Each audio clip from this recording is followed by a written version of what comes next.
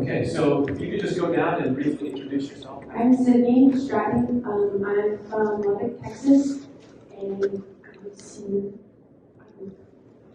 But I want to become a marriage and family therapist with an emphasis in couples and especially children. Hello, my name is Marinda. I'm feeling a little under the weather, so that's why I'm wearing a mask today. I am from Boise, Idaho. I am also a senior at UnitedFamiliesInternational, Idaho, and studying marriage and family studies. And after graduating, I plan to do advocacy work as well as work with preventative work, so family education and My name is Michael Parks. I'm originally from Tulsa, Oklahoma. Graduated from the same university and spent 5 years working in mental behavioral health and various aspects of mental health, specifically working with children, like relationships with their parents and family life. I'm Erickson. I'm from Utah. I'm also a senior studying marriage and family studies and hope to become a family life educator and work in local family policy. I'm Shelby. I'm also from the same college, and I'll be graduating in April, and then I'll be beginning my graduate studies at Utah State University in Family Studies and Human Development. And then I plan to also work in family life education and family policy. Hi, I'm Dawsen, Goodfellow. I'm from Nevada. I'm also a senior at UnitedFamiliesInternational. I'm hoping to go into marriage and family therapy as well. Great, so I'm just going to start it off with this question. You've heard how technology can both hurt and help children and families. We've had some fantastic anecdotal and empirical evidence. I'm wondering, from your perspective, how do you see digital technologies impacting how college students form relationships, for better or for worse? So just last semester, I was able to do a research project with one of my professors about the dating culture at our university, and we specifically looked at how students were using dating apps and their experiences that they had, because that's a very common way that a lot of kids, young adults, students our age who are attending college are meeting people, and it's definitely impacted how they view dating and how they form relationships.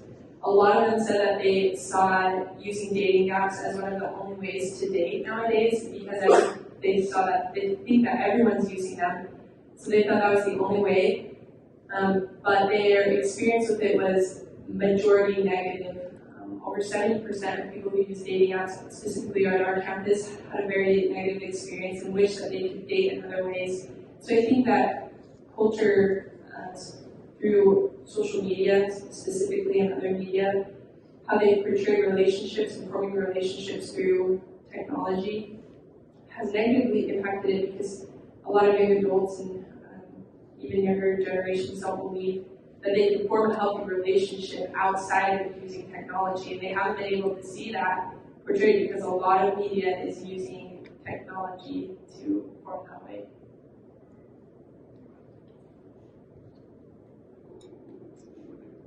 Do you have something? I do have something. Go ahead. I figured I should probably say something since I'm going to be doing By the way, all kids, by the way.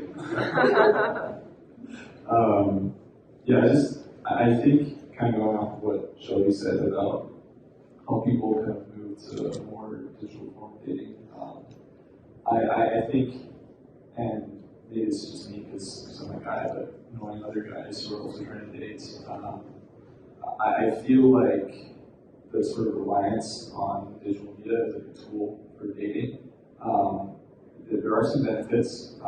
My brother and his wife, they met online, and they dated. You know, after they got to know each other, they dated for a long time, and they had a healthy and successful marriage.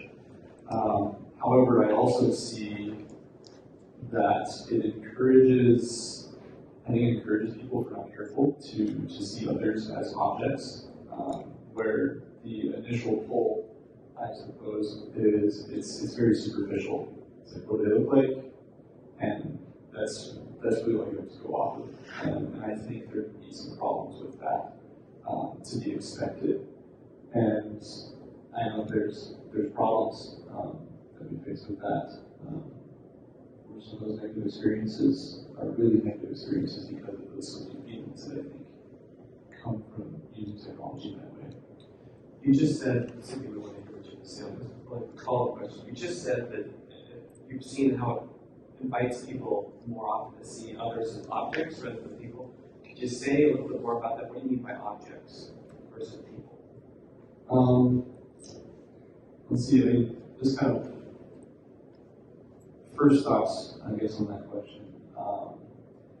When I say objects, I think we don't really focus on the connection so much at first, so much as like, what does this person look like? What do I see in them? I don't know them at all. Like, what do they look like? Am I attracted to them? And also, it's like, hey, what do they have on their mind? What do they say they do? And it's a very like condensed. We're taking a person and we're condensing it into this like, little list, right? Like, cool. Like everything I know of this person is like a few pictures and maybe like max a paragraph of words. And if that is all we're basing like our connections off of, like our initial connections, I think sometimes there's a clash when we actually end up meeting those people, and I don't think things work out as well. Their expectations are skewed, if that makes sense. I don't know if that answers your question. Yes, that's back to what you were saying. I was thinking about when I was shopping for a new iPhone last year, I pulled up different versions of the iPhone, and I saw a list of like, here's all the components of this version, and that's kind of how we can boil people down to, if we're not careful how we use technology, it's just which model do I want to use, right? Thank you. I'm just going to let Sydney use mine. I think in order, well, even just going off the objects versus people kind of idea as well before, I think it also has to do with the fact that when we're treating people instead of like, how can we work together and build something, it's what can they do for me, instead of like a combined effort to build something for that. But for the other question, I guess I kind of wanted to talk a little bit about the positive of technology in our kind of demographic.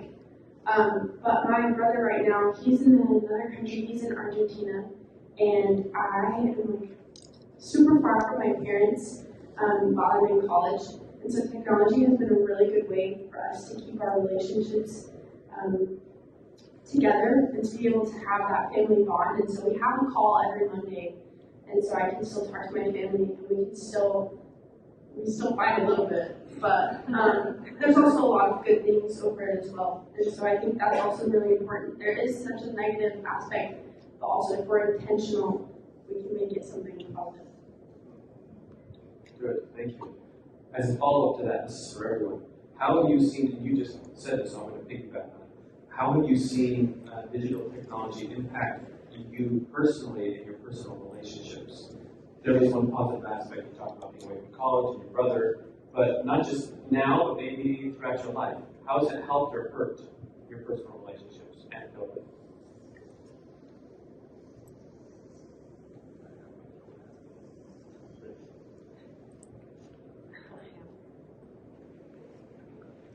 The first thought that I had is the idea of expectations. This is going back to like the dating aspect, but I noticed in myself when I've been on the dating apps that I unintentionally have unrealistic expectations of people. So like in my area, there's this very strong stereotype of blonde hair, blue eye girls. Like that's what all the guys we say go for. And then the guys have a specific haircut, like it almost creates this, if you don't match whatever's like a popular look at the moment or the time or the area you're in, then you don't have any hope on the apps. And I was talking to my roommates a couple months ago about that, and how we have either noticed on ourselves or in each other, and where we're just kind of gone to the social norm of what people look like. And it goes back to what you guys were saying about removing the personality of a person. Like you can make a perfect match and become best friends with someone, but you say no or swipe right or whatever direction, because they don't there's this cultural expectation that people have to look a certain way to be like the hot guy or the hot girl. And so just being aware of that in our relationships and then building on this is something that's like a lot stronger than this image.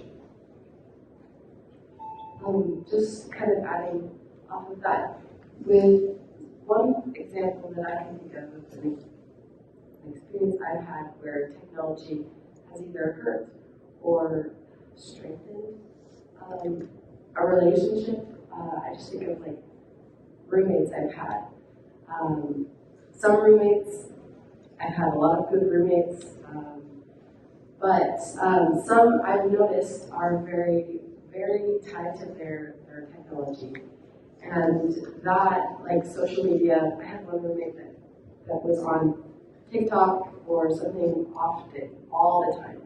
Even when we would do roommate gatherings, and like watch a movie together or talk together, her phone was open all the time and she was always scrolling.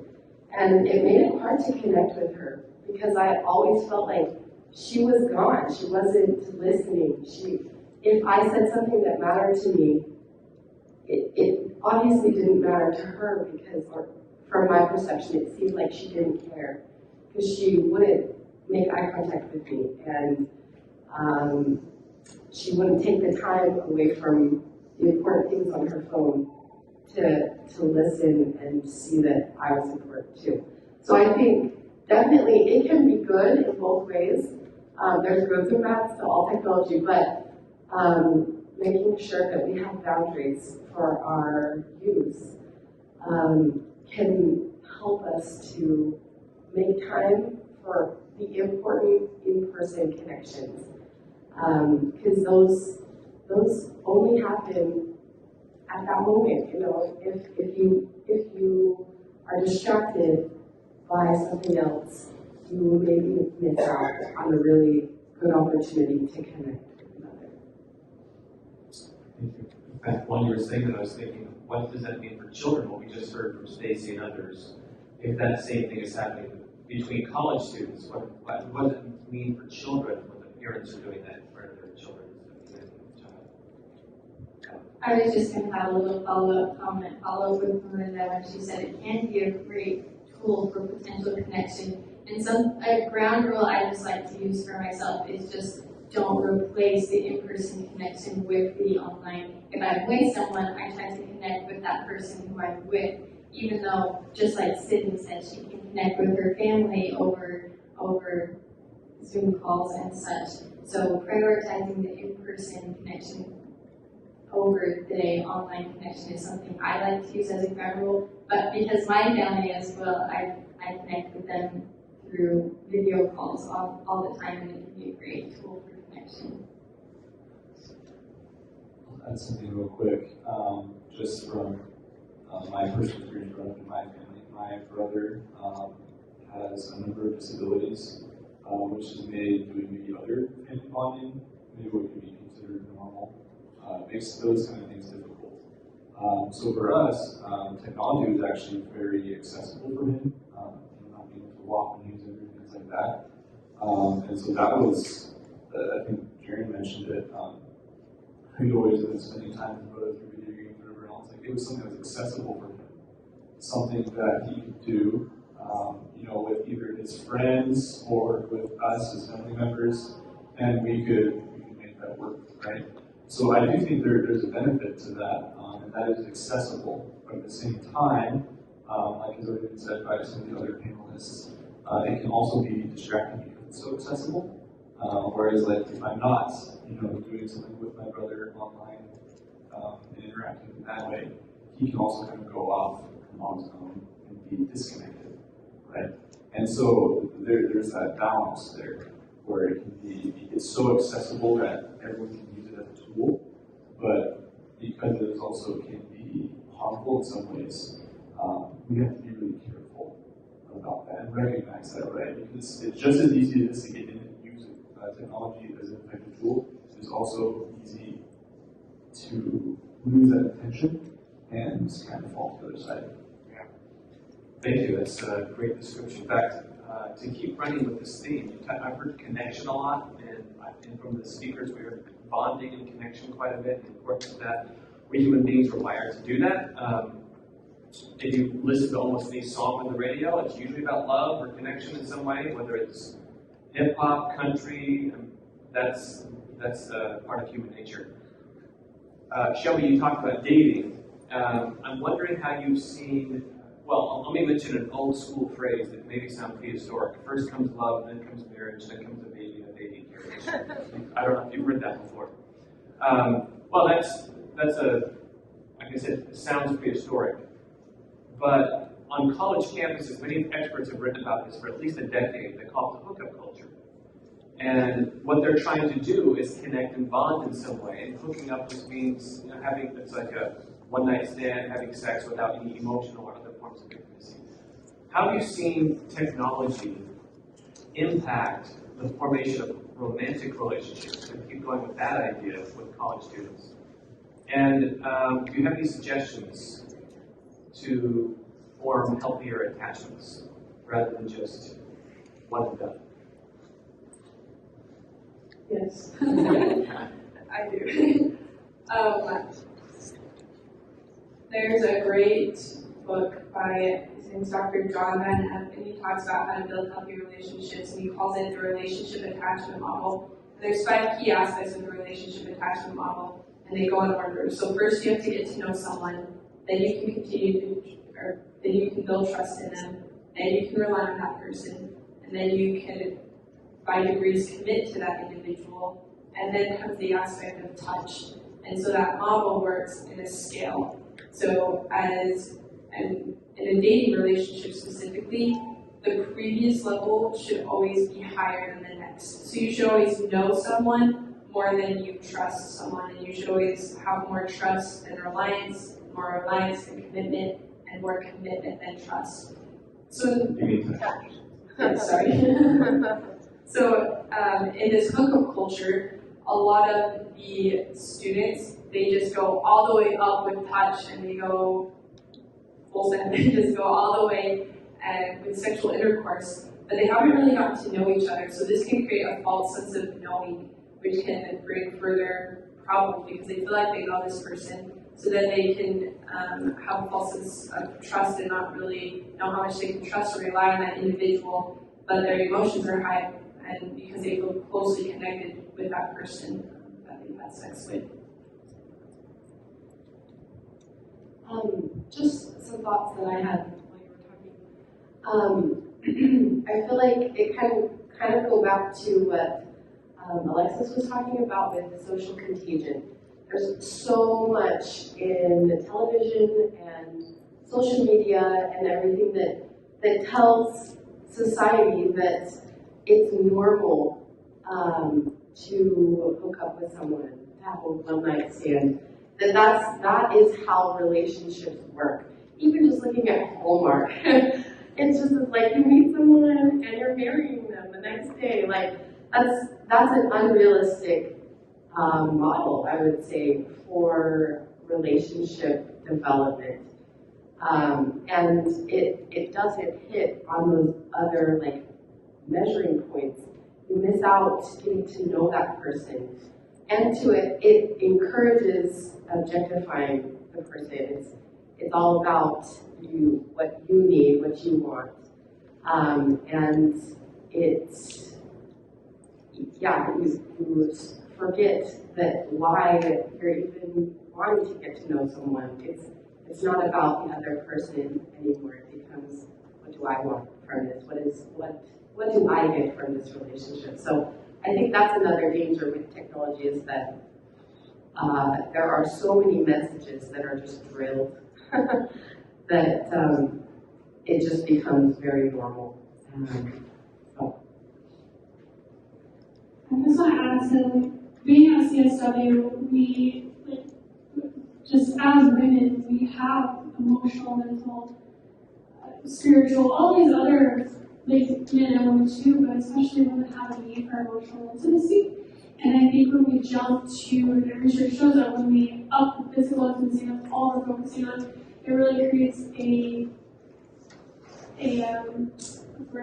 facade or a counterfeit of intimacy that is so easy to, in the moment, go along with and think, oh my gosh, this is love, and it's a natural response to hormones, but we skipped all the other intimacy that is so valuable and empowering to women in a relationship to be able to build trust, be able to build reliance, and be able to just have a deeper connection with someone that goes throughout time and lasts beyond just the hot, heavy, and wonderful, exciting moments. Like, there's something empowering to taking time to taking someone saying, I'm worth building something deeper than just this moment. I just had a quick thought going along with Marinda's knowing about the social contagion aspect of dating. So the hookup culture at BYU Idaho, there's a diet-sized version called NICMOs, which is non-committal makeout sessions. Anyway. Could you describe the non-committal makeout just a little bit for those who aren't familiar? It's pretty much you make out without any commitment of a relationship. And there was a study done at BYU Idaho and BYU, they took a poll to see how many people thought that they happened all the time. And 80% of the students thought that they happened all the time. And then they took another poll, how many people actually engaged in those, and it was like 15%. And then of those 15%, less than half ever did it again. So along with that social contagion, so much of the time we think, oh, everyone's just doing this is so normal, so I should feel fine in participating in this, when it's really not reality. So technology can often portray reality in such a skewed way that we don't even, it's not the real culture, it's not what's actually going on. So that's important in dating culture to know what's reality and what's just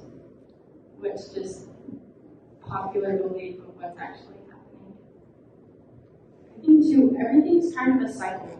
And so if we start this way, it's just going to cycle back. But what we're starting is relationships that aren't solid. They're not built on a really good foundation.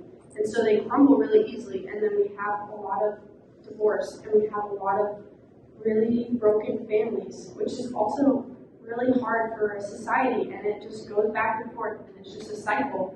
And there's a lot of other things that can play into it as well, but like this, just the views of this and how it's going to affect later generations it worries me a lot, actually, but just how it's going to affect my family, well, but not that they'll be affected, but that I have a family, would be great. But just, like, what will this mean for my children, and what will this mean for their children, and later on, and like, how is this going to affect society?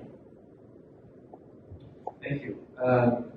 Great wisdom. I'm going to shift here to a final question, and maybe a question and a half, we'll see. Miley spoke on pornography and the harmful effects of pornography. I'm wondering, Johann Hari, who's an author and popular TED speaker, said the opposite of addiction is not sobriety, the opposite of addiction is connection. Do you have any thoughts on that, and how we can help people who may be struggling with pornography through personal means or other resources without shame?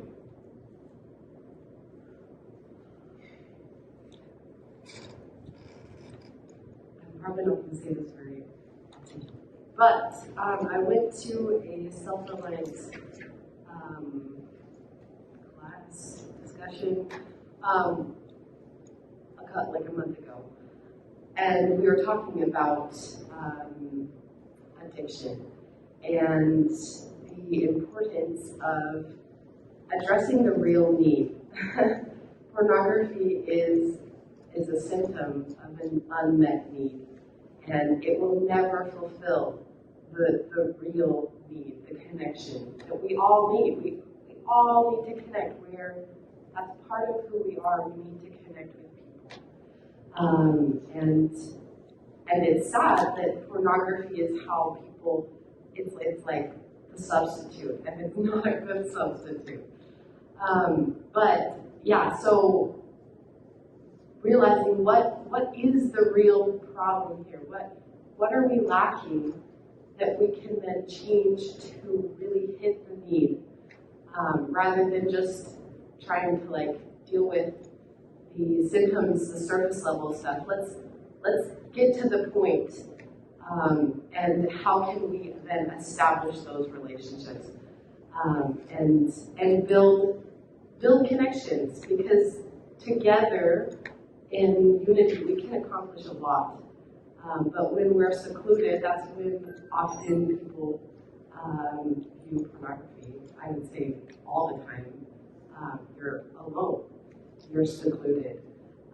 So that would be the opposite. Connecting would be the antidote for that. And not only with pornography addiction, but also just navigating this digital arena that is so new to everyone. We're all learning how to use it in building our relationships and strengthening our families in a healthy way. So I think that principle, the guiding principle just for this whole theme of the conference, is having real genuine connection, collaborating with people, caring about individuals, and not replacing digital connections with those in-person family connections, friends. Yeah, just kind of thinking about how Marinda was talking about finding a real need.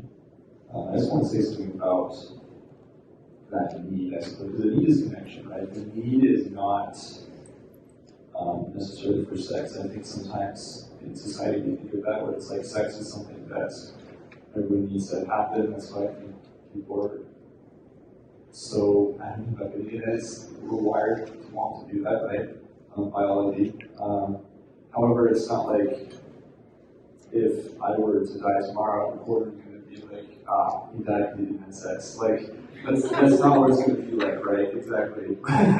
If you can get my point there, right? It's not a need on the same level some of those basic needs are. And so I think the need is the connection. You know, sex is a form of more intimate connection between two individuals. And so that need is the connection. I just want to make sure that's clear. So I took a family theories and dynamics class, and we had a textbook. And it sounds like a big word, but it's pretty simple. But it's called symbolic interactionism theory, and basically it's just symbols. But like there's a lot of symbols that we use every day that connects us with other people. So like, I mean, these, if you see them walking around, you're like, oh, you're in CSW, me too, you know, things like that, or just things that give you a community. And I think having a community is really important because it gives us a sense of purpose, and it gives us people that we relate to, and people that we can have this connection with already, like automatically. You're like, oh, I love your shoes. I have the same pair, or just something. It can be family, it can be anything, but just those symbols, like it just shows how important that connection is. And pornography is taking away part of that connection, because we are in solitude, but we're also not out with other people, and we don't have that theory of like, we don't have that interaction with the symbols either. Well, some great wisdom and thoughts. I know I've been greatly edified, so let's give the panelists a round of applause.